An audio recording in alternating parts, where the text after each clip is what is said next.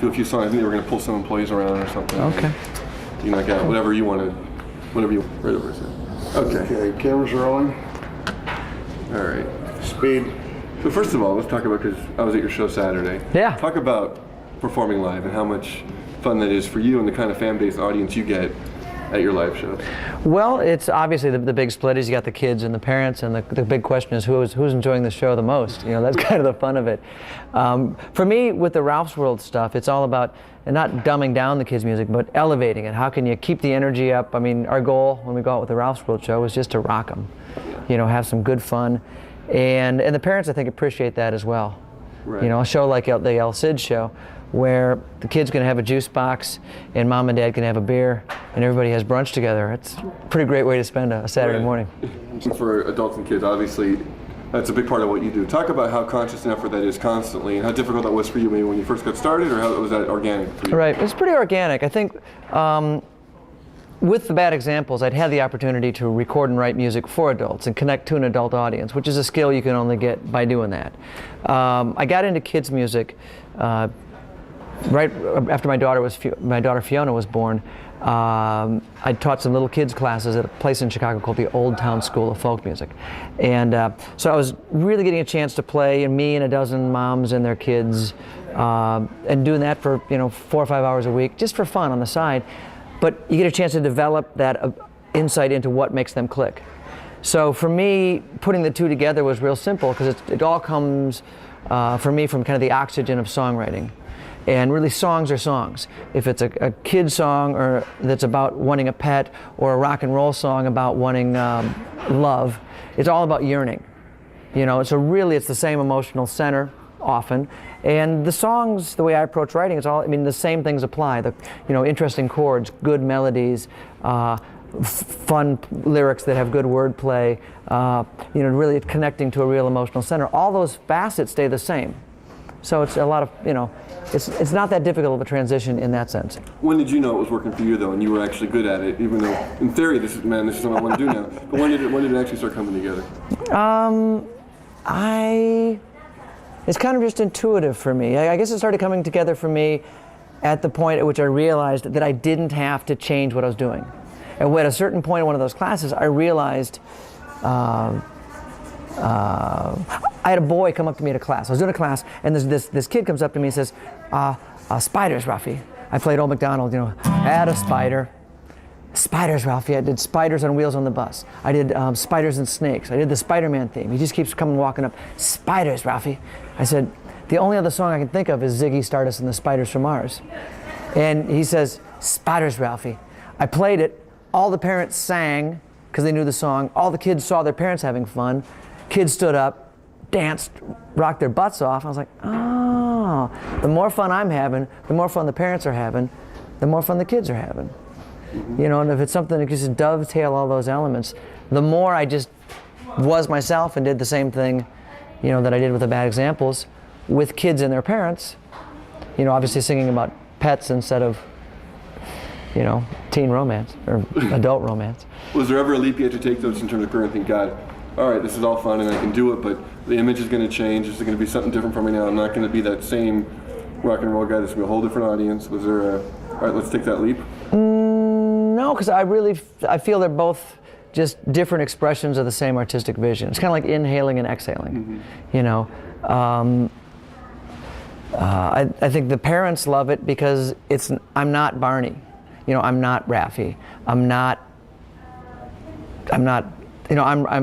they like it because it's rocking, it's real. It allows them to be themselves, So I think in that sense it only enhances it. And when we do Bad Examples concerts, the Ralph's World parents will get a babysitter and come out. Yeah. And they have a blast. It's like, ah. Sure. So, you ever have to censor yourself? Think, God, this is too rocking. This isn't going to work for the audience. Or you lyrically, there's a good inside joke for the parents or something the parents are going to respond to, but maybe the kids won't. Or? With the kid stuff, no. It's just and performing is always a workshop experience. Performing. You try a joke, it doesn't work. You try it a little different, and it works. I mean, as a parent, what's okay as a parent. Right. Talk about the gratification of being able to do something that kind of developed from your daughter's, birth, and then how that developed. A lot of people want to do that and they're surrounded by kid stuff and love the feeling of all that, but can't necessarily translate it into a career. Yeah, what a lucky thing. It's just been great, and the fact that it's been exploding as it has just been great. Mm-hmm. Especially because with kids stuff. I mean, for me, even with the bad examples, I always measured success not by record sales or tours, but by impact, by people putting it into the fabric of their day-to-day life. When somebody would say, yeah, I play the bad examples while I do the dishes every Saturday morning, I was like, that matters. Mm-hmm. And with kids and with the Ralph's World stuff, to know that it is so deeply going into the landscape of these kids' lives, that it is so, just that the joy that we have making the music is part of the joy that they have, that helps teach them how to be joyful and share that with music. I mean, I think back to the records that I listened to as a kid and just how much they meant and mean to me, and it's humbling. Mm-hmm. It's almost too cool. It's just great. What kind of feedback do you get from adults when you're out playing these shows and they come up and talk to you? What kind of things do you hear? They'll tell me great stories about things that they're like kids that said Ralph's World before they said mommy and daddy, which is wrong, I think, but it's great. The kids that stand in front of the television playing guitar all day and sing. And I love the stuff, the way, I think in a lot of ways it's changed family dynamics of certain families, where I'll hear from parents, because the parents love it and the kids love it, I'll hear about these stockbroker dads will come up to me and say, yeah, it's awesome, I'm surfing and flopping on the kitchen floor with my kid. I never did that before, and now we're goofing off and doing that. It's giving them a language, something to share with their kids, and their kids get to play and share the music. That's, I think, one of the best things. Because the parents like it, they can share it with their kids, mm-hmm. which is awesome. Yeah. Because you and I know you have kids' music that's not engaging to you as a parent, and you want to throw yourself screaming out of the car. Be careful of hitting your mic. Oops. Be careful of what? As a parent, if there's music that's not good, kids' music that's not interesting, mm-hmm. You want to throw yourself screaming out of the car. So, oops. Right. Well, how much of that is I know it's all organic and this is what you do and you are a musician, but how much is it conscious effort to, I'm going to write stuff that I know adults are going to like just for that reason? That's absolutely. I mean, for me, it all comes down to songwriting. And if it's a kid's song, if it's a bad example song, if it's something in between, it's got to be a great song. Mm-hmm. It's got to start and end there. And we had on one of the on the Happy Lemons, there's a song called Puddle of Mud that I co-wrote with my daughter Fiona. And the guy from the label, when I first played it for him, was like, I don't know, that might be too adult. And I said, what do you mean? He said, well, the lyrics are pretty sophisticated. I said, well, Jim, my 7-year-old daughter wrote them. He's like, once again, we shouldn't underestimate the kids. Right. So, and that's one of the things that this label has been really great about, is allowing me to push that envelope of saying, no, we don't, the more interesting stuff we put into the music, the more the kids are gonna get that. Mm-hmm. They'll rise to it. Do you feel like a pioneer in that sense, or are there certain people that have done something similar that you kind of look up to over the years as children's musicians, or you're doing a lot of things new, obviously? Yeah, I don't think well in terms of comparing myself to stuff. I just kind of, mm-hmm. I kind of plunge in and foolishly do what I do, how I do it, and hope it sticks.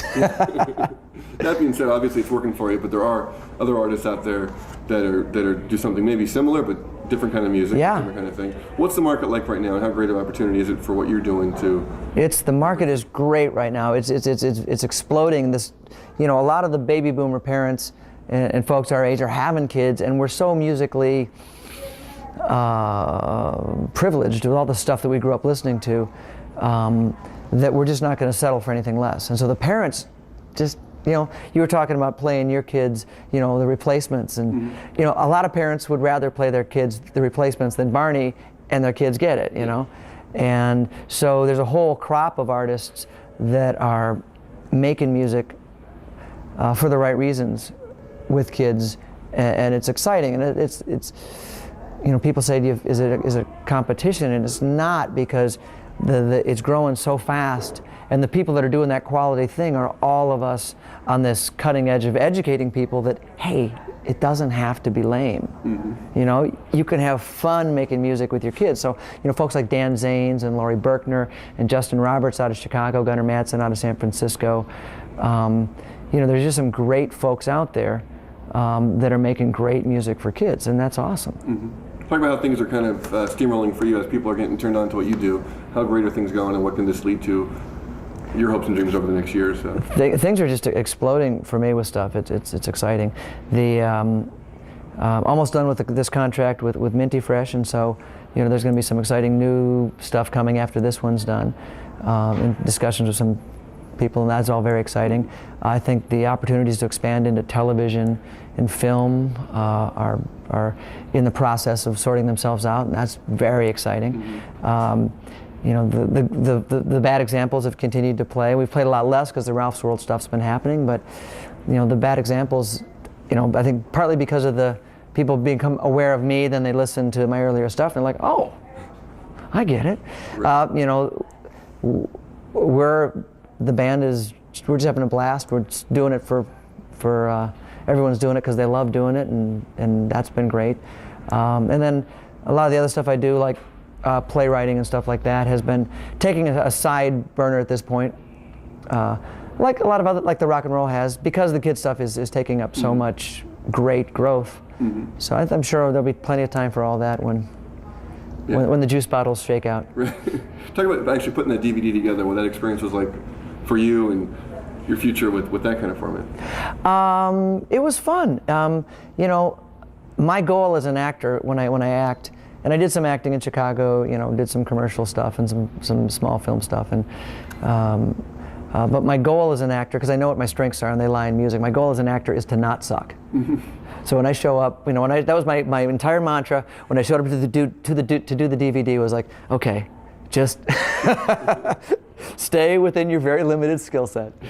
And it was a blast. The kids were so sweet, and the director Nancy Bardowell is just such a talent, and it was a real blast. Yeah. And I didn't suck, most importantly. Yeah. Far from it. And talking about in terms of your musical influences, like your new album with Amazing Adventures of Kid Astro, just what you're trying to do with this and how you've maybe expanded your previous efforts. And I definitely think of the Ralph's World records, this is the one that has stretched it the farthest as far as not trying to kidify it. You know, this record just rocks, and we had a blast making it.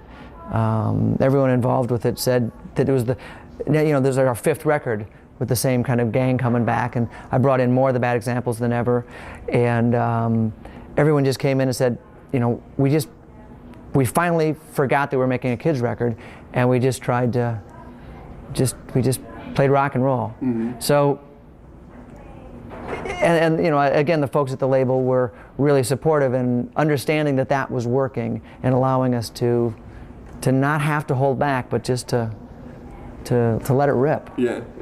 Which we did, and it's really exciting. We're getting, Kid Astro has gotten the most, has got just a great response. It's kind of the best response so far, and the others have gotten a great response before that. So. Right.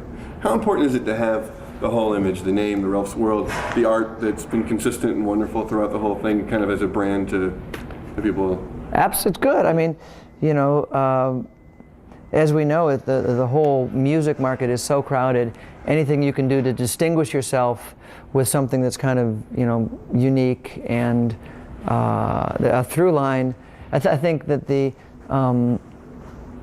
audience is appreciated as much as the retail outlets do, because it's such a, you know, record stores are such a crowded place. You know, to have anything that you can identify, it's just a way to help the consumer and the retailer not be as confused with 40,000 releases every year. I mean, my God. Yeah. How can you wind your way through that thicket? Right. Talking about that, because the artwork's always been amazing. It was the animation, and it was in the video as well. Yeah. Yeah. Giselle Potter is the artist. She's out in New York, and I had seen her stuff. She used to do the catalogs for the Land of Nod chain. I'd seen her stuff, And when we went to do the first record, the label brought a couple different artists, and I just said nope, nope, nope. You know, I really think that Giselle would be great for it, and she's, you know, her work is just, it just meshes so perfectly with the whole Ralph's World vibe. It's great. Right. I know the PR people have mentioned some of this to me. You may not want to talk about it yourself. We can do it on your behalf. But in terms of some of the celebrity following you may have, and who's showing up at your shows and things like that, are you here to drop any names? Or? I think Jodie Foster came to my show at the Geffen Theater last year. I did a little birthday. Michael Chiklis from the Shield. I did a birthday party here, oh, yeah.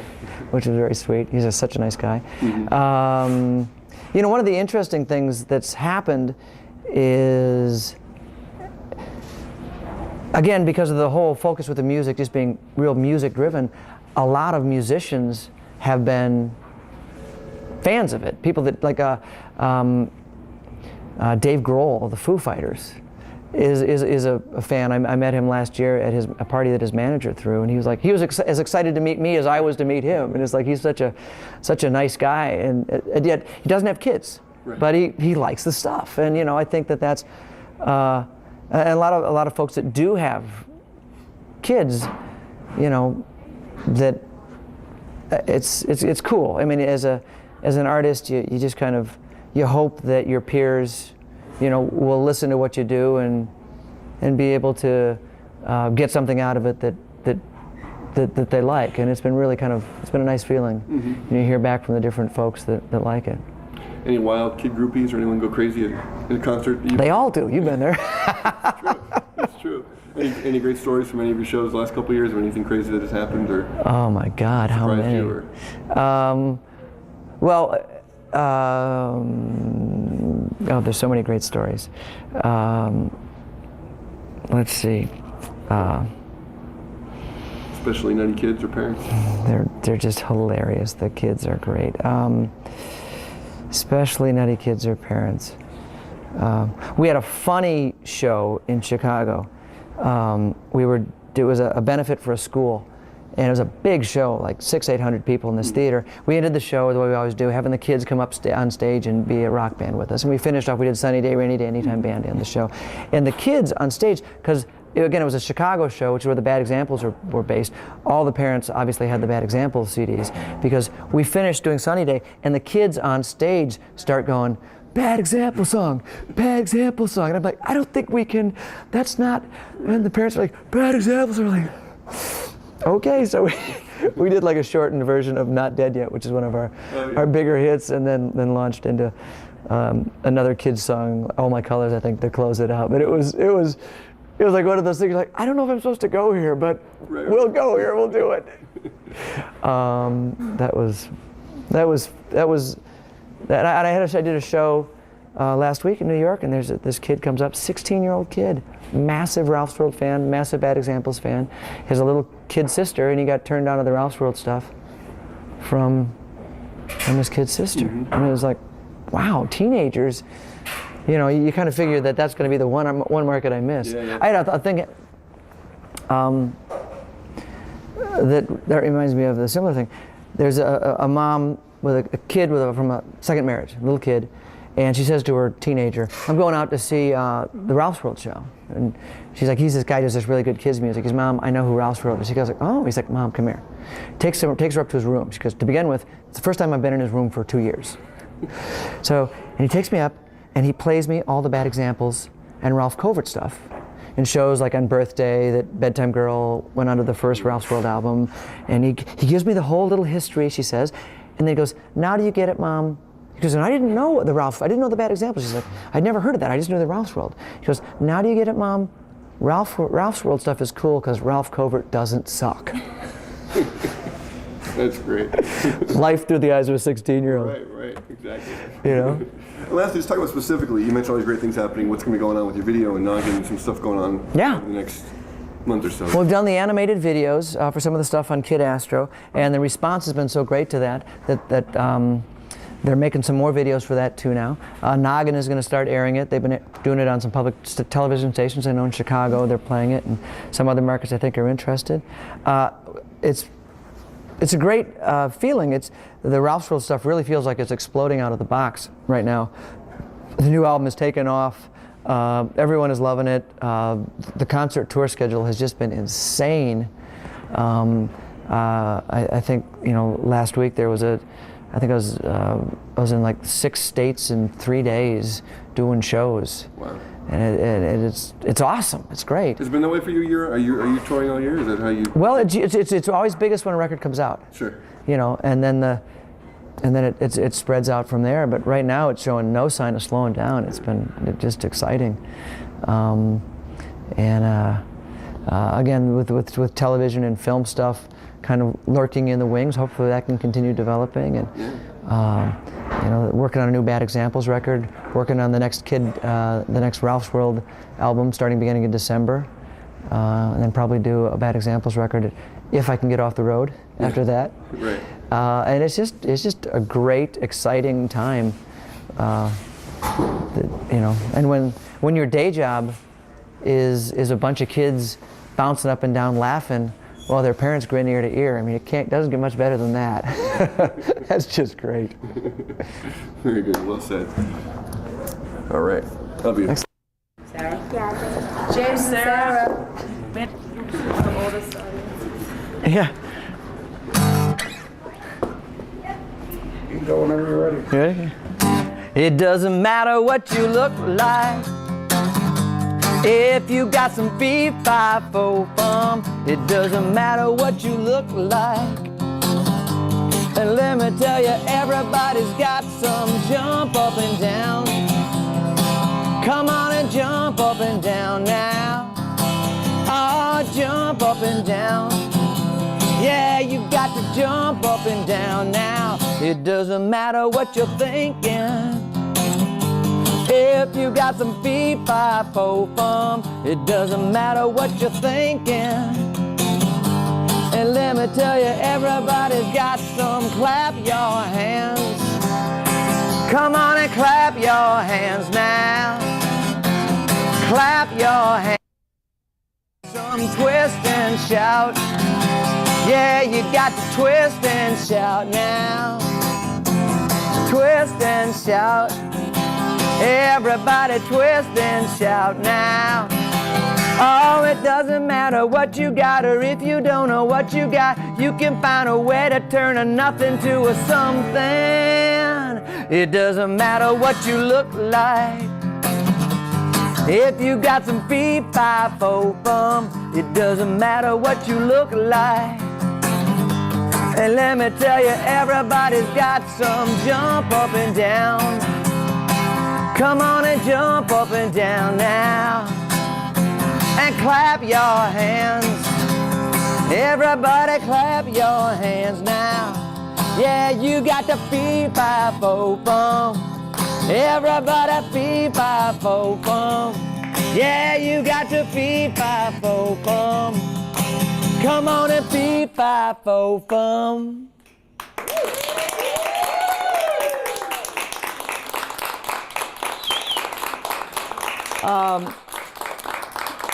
You want another one?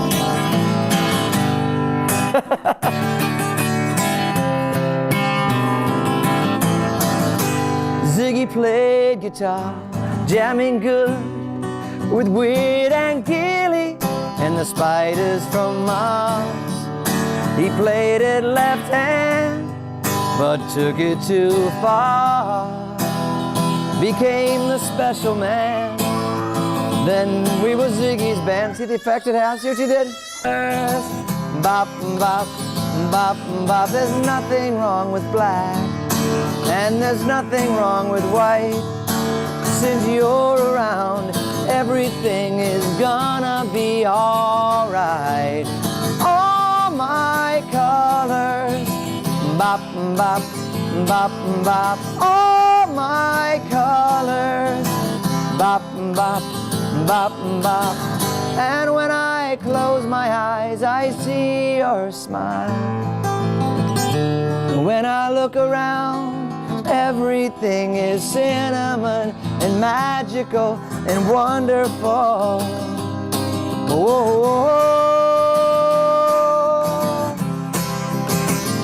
oh,